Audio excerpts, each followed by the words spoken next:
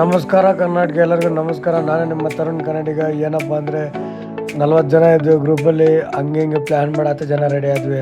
ಅದಕ್ಕೆ ಟ್ರಿಪ್ ಆದರೂ ಹೋಗೋಣ ಅಂತ ಹೇಳ್ಬಿಟ್ಟು ಪೂಜೆ ಗೀಜೆ ಮಾಡಿ ಪ್ಲ್ಯಾನ್ ಸ್ಟಾರ್ಟ್ ಮಾಡಿದೆ. ಅಂತೆಯಿಂದ ನಮ್ಮ ಜರ್ನಿ ಸ್ಟಾರ್ಟ್ ಆಯಿತು ಸ್ನೇಹಿತರೆ.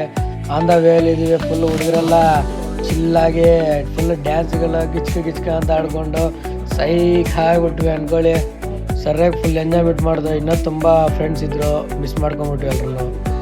ಏನು ಮಾಡ್ಲಿಕ್ಕಾಗಲ್ಲ ಅಂತ ಹೇಳ್ಬಿಟ್ಟು ನಾವು ಇರಲಿ ಅಂತ ಹೇಳ್ಬಿಟ್ಟು ಫುಲ್ಲು ಮಜವಾಗಿ ಹೋಗ್ತಿದ್ದೀವಿ. ನೋಡಿ ಯಾವ ಥರ ಹೋಗ್ತಾ ಇದ್ದೀವಿ ಅಂತ.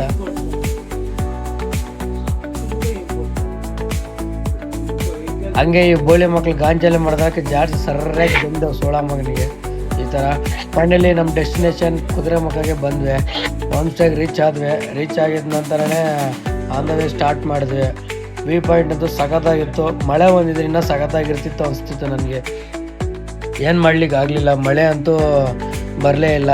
ನಾನು ಮಾಡಿದ ಟ್ರೆಕ್ಕಿಂಗ್ಲೆಲ್ಲ ಆಲ್ಮೋಸ್ಟ್ ಅಲ್ಲಿ ಬಂದಿದೆ. ಮತ್ತು ಮಾರನೇ ದಿನ ನೈಟ್ ಕ್ಯಾಂಪ್ ಫೈರ್ ಮಾಡಿಕೊಂಡು ಮಾರನೇ ದಿನ ಸಂಸೆ ಟೀ ಎಸ್ಟೇಟ್ಗೆ ಹೋದ್ವಿ. ಟೀ ಎಸ್ಟೇಟ್ ನೋಡಿಕೊಂಡು ಹಂಗೆ ಫುಲ್ ಹುಡುಗರೆಲ್ಲ ಫೋಟೋಶೂಟೆಲ್ಲ ಮಾಡಿದ್ರು. ಬಟ್ ಅಲ್ಲಿ ಫೋಟೋಶೂಟು ಬ್ಯಾನ್ ಮಾಡಿದರು. ಆದರೆ ಎಲ್ಲರೂ ಫೋಟೋಶೂಟ್ ಮಾಡ್ಕೋತಿದ್ರು. ಈ ಕನ್ನಡ ಬರ್ತದೆಲ್ಲೋ ಗೊತ್ತಿಲ್ಲ. ಮತ್ತು ಸೂರ್ಮನೆ ವಾಟರ್ಫಾಲ್ ನಿಯರ್ ಬೈ ಇತ್ತು. ಅಲ್ಲೇ ಸ್ನಾನ ಮಾಡಿಕೊಂಡು ಹೆಂಗಿದ್ರು ದೇವಸ್ಥಾನಕ್ಕೆ ಹೋಗ್ಬೇಕಂತ ಅಂತಿದ್ವಿ. ಹಾಗೆ ಹೊರನಾಡು ಅನ್ನಪೂರ್ಣೇಶ್ವರಿ ಟೆಂಪಲ್ಗೆ ಹೋದ್ವಿ. ನಮ್ಮ ಭಾಸ್ಕರ್ ಬೇರೆ ನೋಡಿಲ್ಲ ಅಂತ ಅಂದ.